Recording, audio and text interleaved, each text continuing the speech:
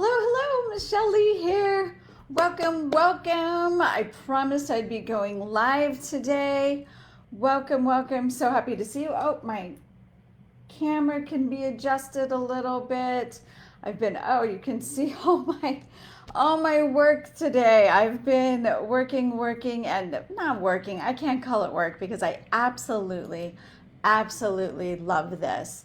I'm jumping on today for talking into who do you think you are part two.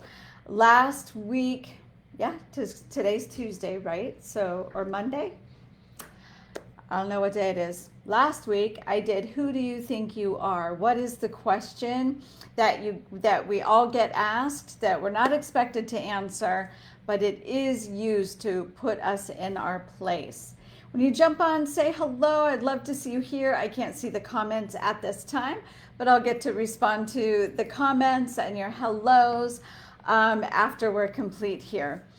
But I've been playing and intuiting and diving in, and really, I get downloads as I wake up in the morning and as I sit in meditation every morning about what I'm bringing forward. And the High Priestess Living program is a 90-day immersion in High Priestess Living. And so, what was really coming through as I am developing the curriculum and diving deep into the curriculum and it goes so perfectly with that question, who do you think you are?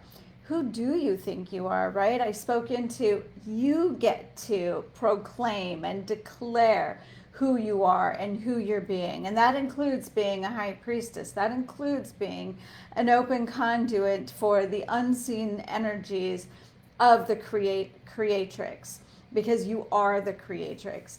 And something else that came through this morning as I was working through this was the awareness of how much history, how much women's history we don't know.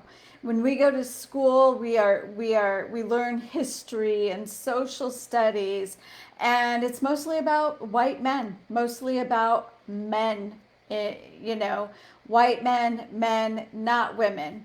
And so when I ask, who do you think you are? We really don't have a female deity, which is a big deal, right?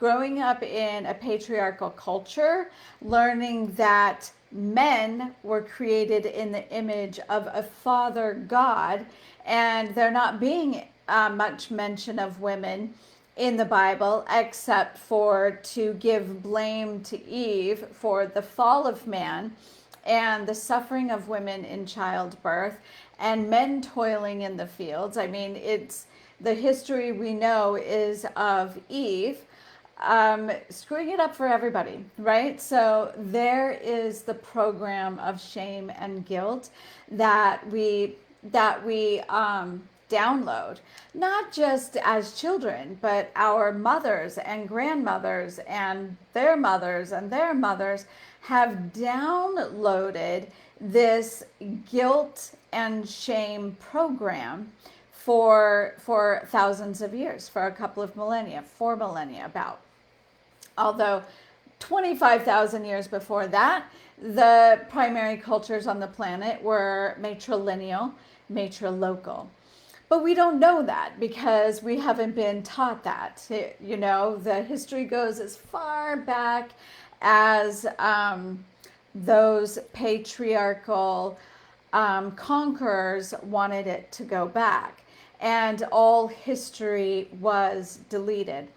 Most women don't realize that, it was Pope Gregory in the 6th century that made it official that Mary Magdalene was a prostitute, when there is no biblical proof of that. And it wasn't until 1969 that the Catholic Church declared that they agreed and put their stamp on it that there was no biblical proof that Mary Magdalene was a prostitute. Most women don't know that. Most people don't know that, right? This history of of being woman, being female, there is no history. You have to dig deep. And granted, we have seen more and more movies coming out that talk about women. What was it? The movie about the black women who actually worked for NASA, and they're mathematicians, and they're the ones who helped NASA get the rockets off the ground, right? We are seeing more and more of that. But ultimately, history shows that our medical industry is based on studies that they study men. They test drugs on men and then give them to women. There isn't a standard for women. It's just kind of glossed over. Our bodies are glossed over and ignored. And 20 years or so ago, I was speaking to a woman who was probably about my age now, right? She was in her 50s. And she had no clue about her physical anatomy. She didn't understand where her urine was released from her body. She thought it came from her vagina. And so there's confusion around the human body. We don't even understand our human body.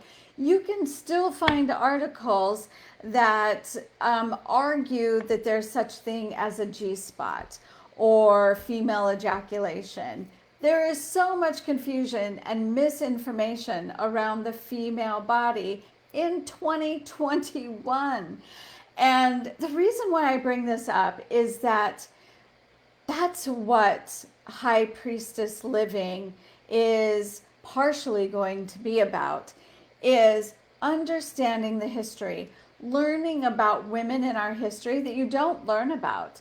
I had to take a class in college called Women and Religion to learn about how women showed up in religion, how we got to the patriarchy, right? Those are steps I had to take outside of public education.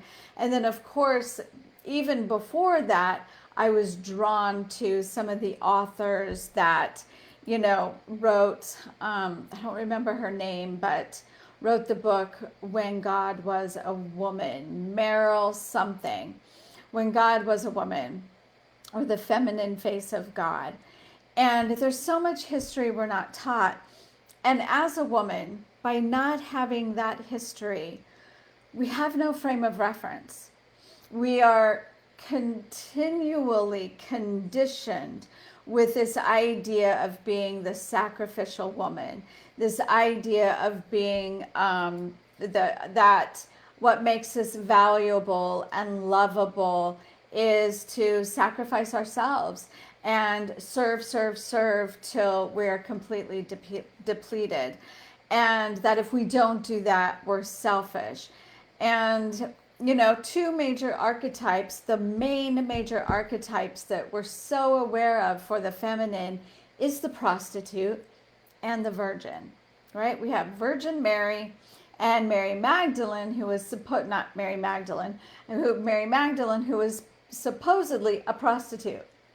Put my quotes in the right place, right? And so those are the two main archetypes that we have as our frame of reference. And if you want to be a wife and mother, it doesn't sit in either one of those archetypes. We could never be the Blessed Virgin, right? Like there's some kind of sanctity in being virgin, which is so interesting because how we keep our species going is through co-creation, is through procreation. And so I'm just like having so much fun diving into creating this container, this portal that is all things woman, and going into the history and sharing the history so we have a frame of reference. Sharing the history of women we may have never heard about, most women have never heard about, and how they have affected so powerfully the history of our country and our world and our planet, and the parts they played even as they were mothers and wives, and how they had to go around the expectations and the roles in order to play the part that they wanted to play, with along with that going into reclaiming our power from those experiences, those encoded experiences that were actually put in place to disempower women.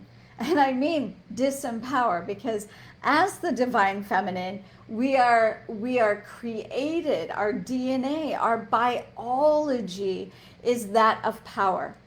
And so through the High Priestess Living Program, we will go through and call back those pieces through a very interactive, very powerful, and if I may add, pretty miraculous results from this process that I downloaded. I downloaded from my higher self, my future self, or from the feminine ascended masters as the tool to be able to activate women in their high priestess birthright. It is calling back that power and moving through at a very accelerated rate, healing those wounds that came from, oh, I'm shameful, I'm bad, that's why that happened, and now I don't want to be a burden. We've got that burden code, that burden program. We've got the shame program. We've got the sexual misery program that have been put in place to disempower women. And so as we just unravel that, which we will do in 3 months, you become, oh, you feel it in your body. You become embodied in your power.